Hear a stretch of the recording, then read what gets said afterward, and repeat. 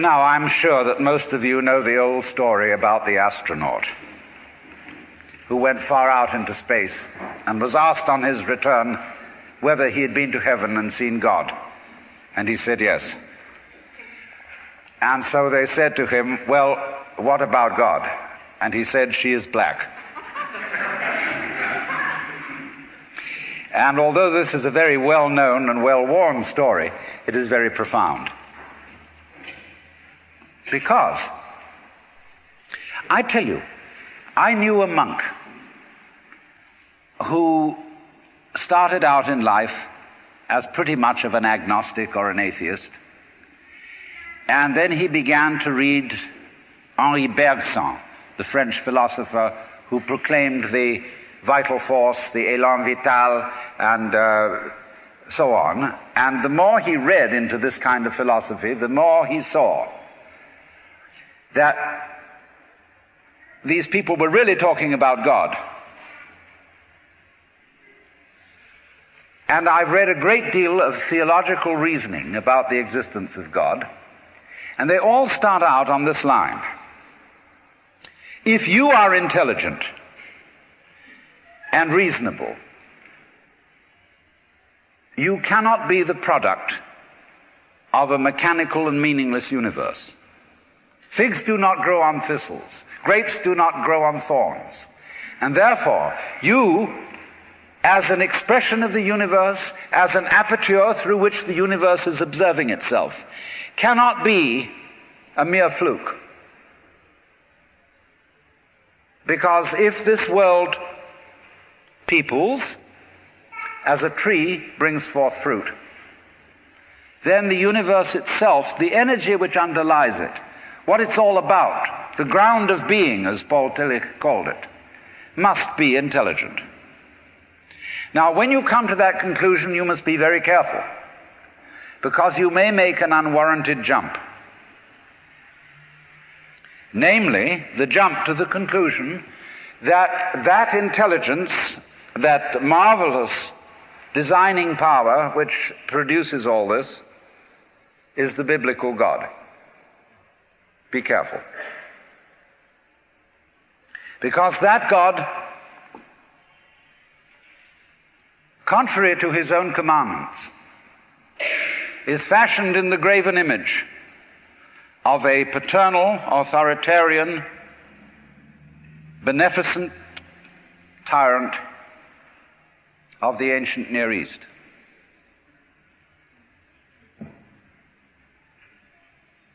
And it's very easy to fall into that trap, because it's all prepared, institutionalized in the Roman Catholic Church, in the synagogue, in the Protestant churches, all there ready for you to accept. And by the pressure of social consensus and so on, it is very natural to assume that when somebody uses the word God, it is that father figure which is intended. Because even Jesus used the analogy, the Father, for his experience of God. He had to. There was no other one available to him in his culture. But nowadays, we are in rebellion against the image of the authoritarian father. Especially this should happen in the United States, where it happens that we are a republic and not a monarchy. And if you, as a loyal citizen of this country, think that a republic is the best form of government, you can hardly believe that the universe is a monarchy.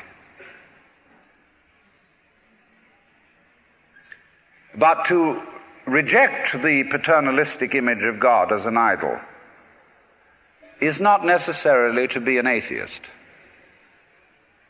Although I have advocated something called atheism in the name of God. That is to say, an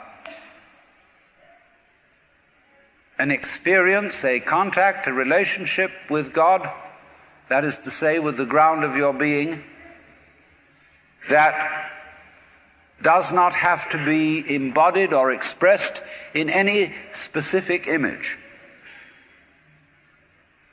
Now, theologians on the whole don't like that idea, because I find in my discourse with them that they want to be a little bit hard-nosed about the nature of God. They want to say that God has indeed a very specific nature.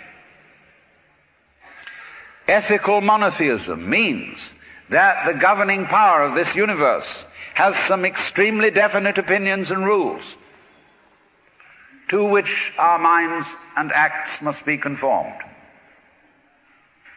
And if you don't watch out, you'll go against the fundamental grain of the universe and be punished in some way.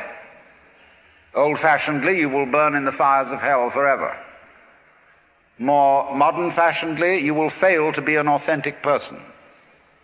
It's another way of talking about it.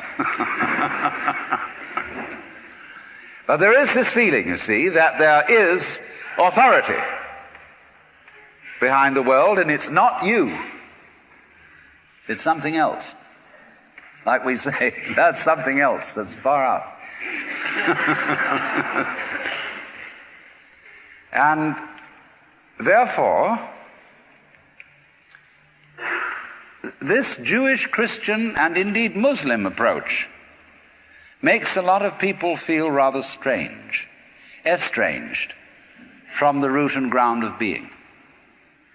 There are a lot of people who never grow up and are always in awe of an image of grandfather. Now, I'm a grandfather. I have 5 grandchildren, and so I'm no longer in awe of grandfathers. I know I'm just as stupid as my own grandfathers were, and therefore I'm not about to bow down to an image of God with a long white beard. Now, naturally, of course, we intelligent people don't believe in that kind of a God, not really.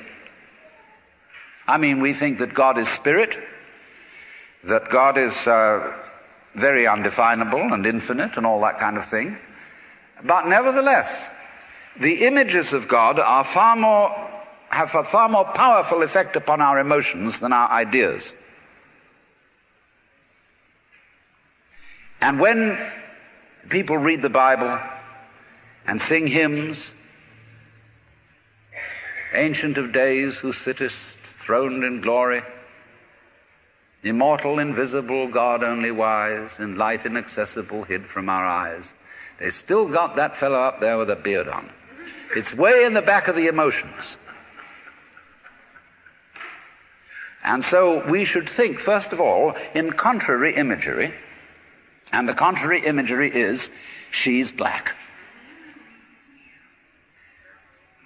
Imagine instead of God the Father, God the Mother.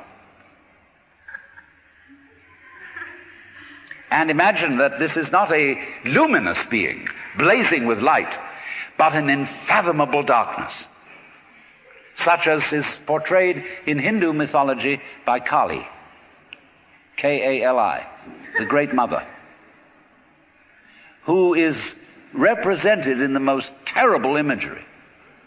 Kali has a tongue hanging out long, drooling with blood.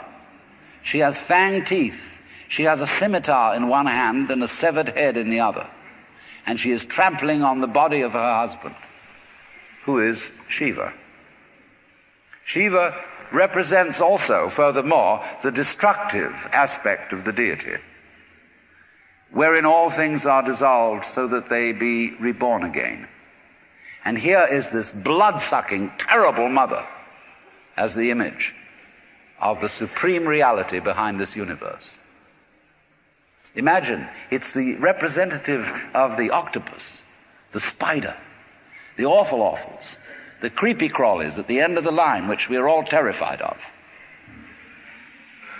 Now that's a very important image, because let us suppose, just for the sake of argument, that all of you sitting here right now are feeling Oh, fairly all right. I mean, you're not in hospital.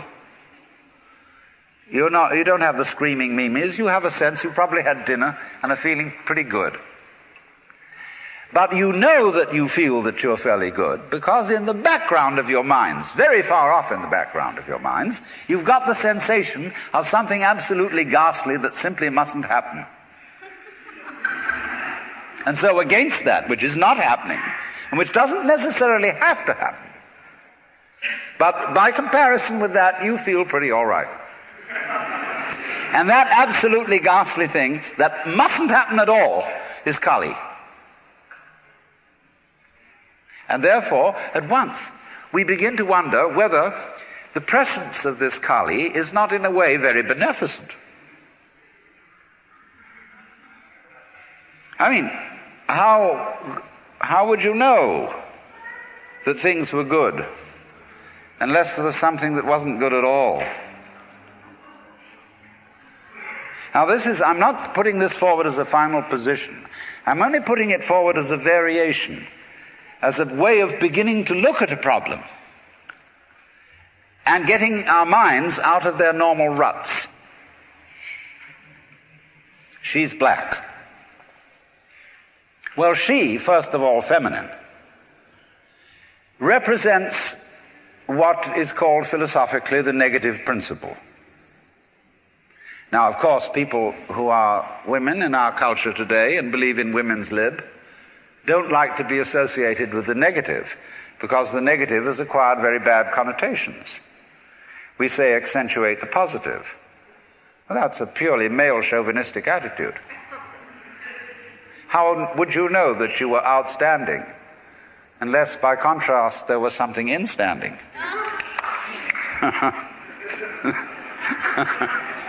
You cannot appreciate the convex without the concave.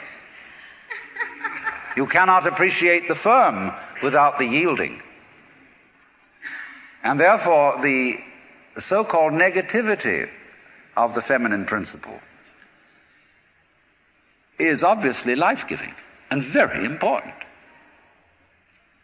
But we live in a culture which doesn't notice it. You see a painting, a drawing of a bird, and you don't notice the white paper underneath it. You see a printed book, and you think that what is important is the printing, and the page doesn't matter. And yet, if you reconsider the whole thing, how could there be visible printing without the page underlying it? What is called substance, that which stands underneath, underneath, stands. To be substantial is to be underlying, to be the support, to be the foundation of the world. And of course, this is the great function of the feminine, to be the substance.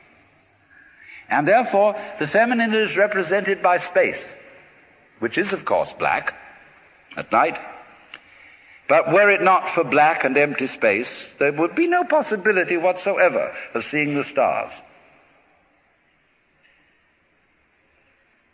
Stars shine out of space, and astronomers, very high-powered astronomers, are beginning to realize that stars are a function of space. Now that's difficult for our common sense, because we think that space is simply inert nothingness. But we don't realize that space is completely basic to everything. It's like your consciousness. Nobody can imagine what consciousness is. It's the most elusive, whatever it is, that there is at all, because it's the background of everything else that we know. Therefore, we don't really pay much attention to it. We pay attention to the things within the field of consciousness, to the outlines, to the objects, to the so-called things that are in the field of vision, the sounds that are in the field of hearing, and so forth.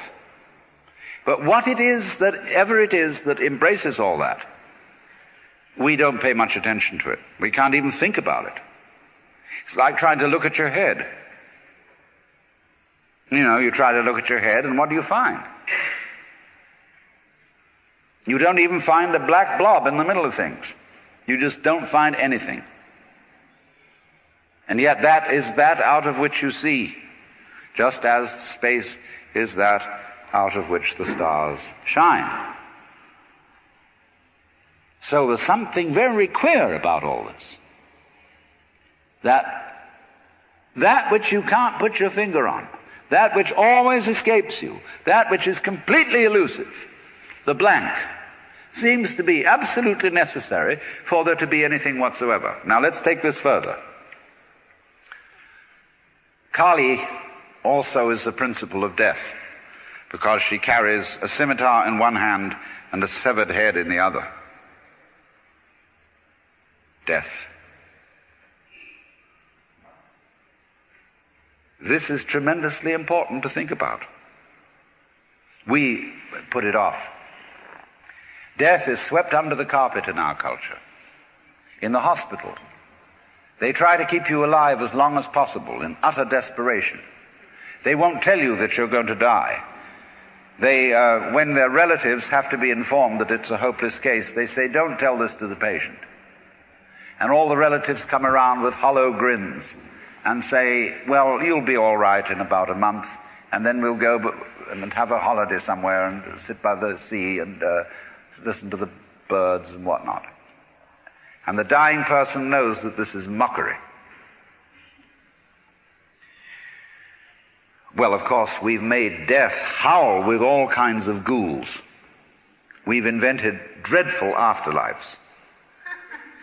I mean, the Christian version of heaven is as abominable as the Christian version of hell. I mean, nobody wants to be in church forever. Children are absolutely horrified when they hear these hymns which say, prostrate before thy throne to lie and gaze on thee.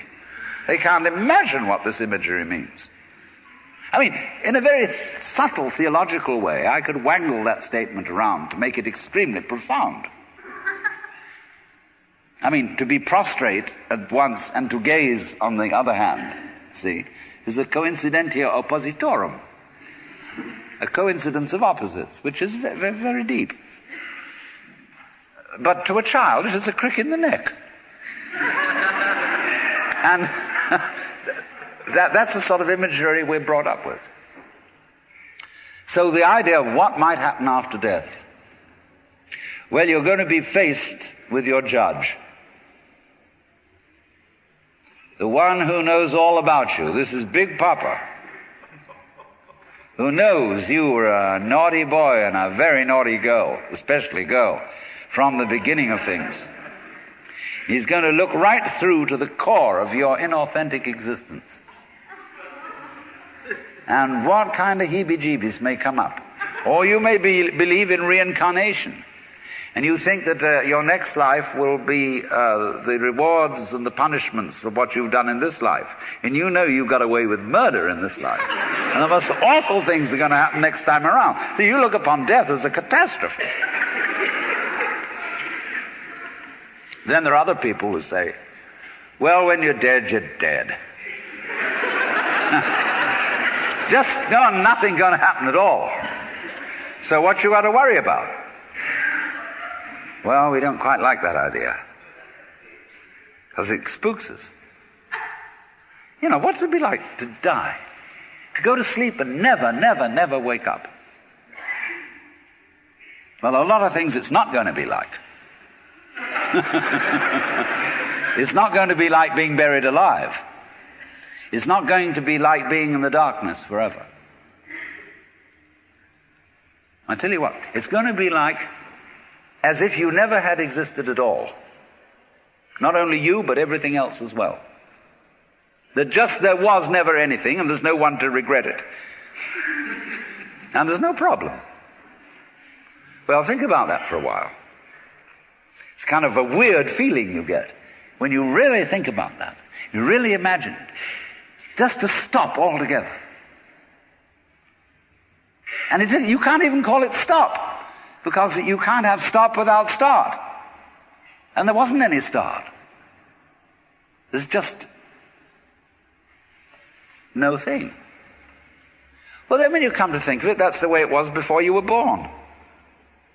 I mean, if you go back in memory as far as you can go, you get to the same place as you go forward in your anticipation of the future as to what it's going to be like to be dead. And you get these funny ideas that this blankness is the necessary counterpart of what we call being. Now, we all think we're alive, don't we? I mean, we're really here? That there is something called existence? You know, the existentialists, Dasein, thrownness, here we are. But how could you be experiencing that as a reality unless you had once been dead? What gives us any ghost of a notion that we're here, except by contrast with the fact that we once weren't? And later on won't we? But this thing is a cycle, like positive and negative poles in electricity. So this then is the value of the symbolism of she is black. She, the womb principle, the receptive, the instanding, the void, and the dark. And so that is to come into the presence of the God who has no image. Behind the Father image, behind the Mother image, behind the image of light inaccessible, and behind the image of profound and abysmal darkness, there's something else which we can't conceive at all.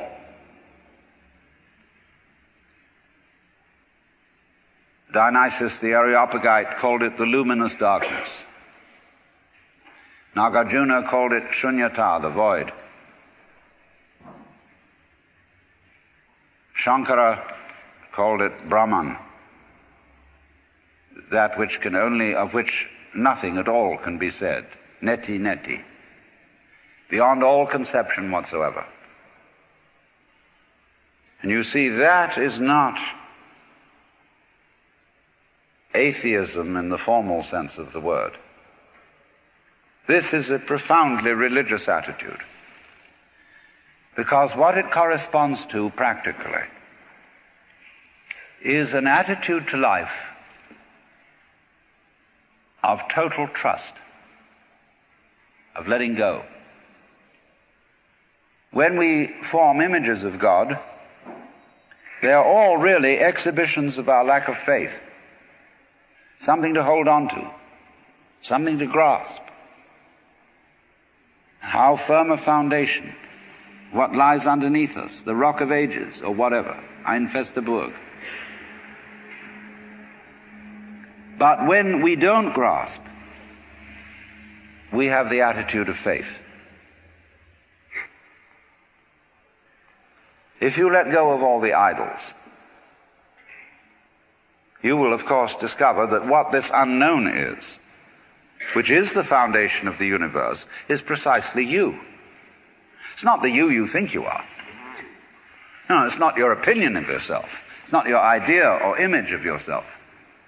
It's not the chronic sense of muscular strain, which we usually call I. You can't grasp it. Of course not. Why would you need to? Supposing you could, what would you do with it? And who would do what with it? You can never get at it. So there is that profound central mystery. And the attitude of faith is to stop chasing it. Stop grabbing it. Because if that happens, the most amazing things follow. But all these ideas of the spiritual, the godly, as this attitude of must,